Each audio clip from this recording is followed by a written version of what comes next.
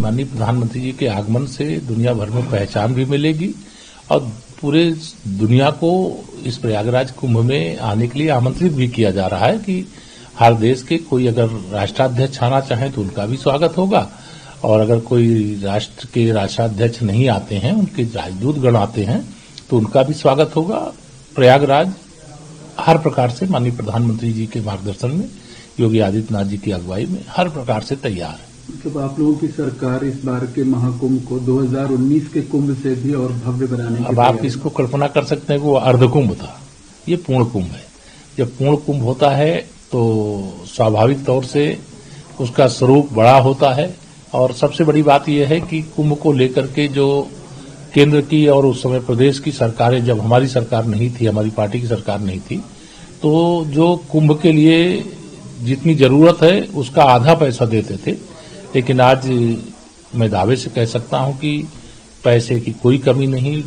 जितना पैसा जरूरत है आया है, आगे भी जितना जरूरत होगी उतना आएगा। यहां पैसे की कमी से कोई काम प्रभावित नहीं। कहा कि मुस्लिम लीडरशिप खत्म करने की कोशिश की जा रही है। आखिर आजम खान बेचैन क्यों है या किसके इशारे पर वो ऐसा कर रहे हैं? देखिए, इंडी गठबंधन के टुकड़े अनेक हुए, कोई यहां गिरा, कोई वहां गिरा। ये इंडी गठबंधन अगर आपको याद हो बंगलौर से शुरू हुआ था और चुनाव आते आते उसके कई हिस्से हो गए थे। अब इंडी गठबंधन जब हरियाणा में तीसरी बार भाजपा की सरकार बनी और महाराष्ट्र में भी एक तरह से हमारी तीसरी बार प्रचंड बहुमत की सरकार बनी, तब से कांग्रेस के जो तथाकथित अपने को नेता प्रतिपक्ष भी कहते हैं भी, श्री राहुल गांधी जी के नेतृत्व से लोगों का विश्वास उठ गया। और अब कोई कहता है हम नेता बनेंगे, कोई कहता है हम नेता बनेंगे, कांग्रेस कहते हैं हम ही नेता, हमारा ही नेता रहेगा। तो देखिए, कांग्रेस या इंडी गठबंधन में शामिल दलों का कोई भविष्य नहीं है।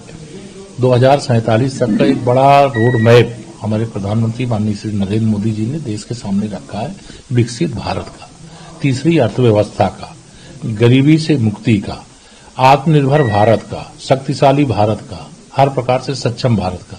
तो आज उस दिशा में देश आगे बढ़ गया और देश मोदी जी के साथ, भाजपा के साथ खड़ा है। अच्छा, ये बेचैनी क्यों है कांग्रेस और समाजवादी पार्टी को? क्योंकि कांग्रेस जो है समाजवादी पार्टी के भी मुद्दे को हथिया रही है। दोनों दलों में मुस्लिम वोट बैंक को हासिल करने की होड़ है और यह समझ में मोहम्मद आजम खां को भी आ रहा है और अखिलेश यादव जी को भी आ रहा है, राहुल गांधी जी सहित पूरी कांग्रेस पार्टी को आ रहा है कि मुस्लिम वोट बैंक के मालिक ये अपने आप को समझते हैं, कभी वो अपने को समझते हैं।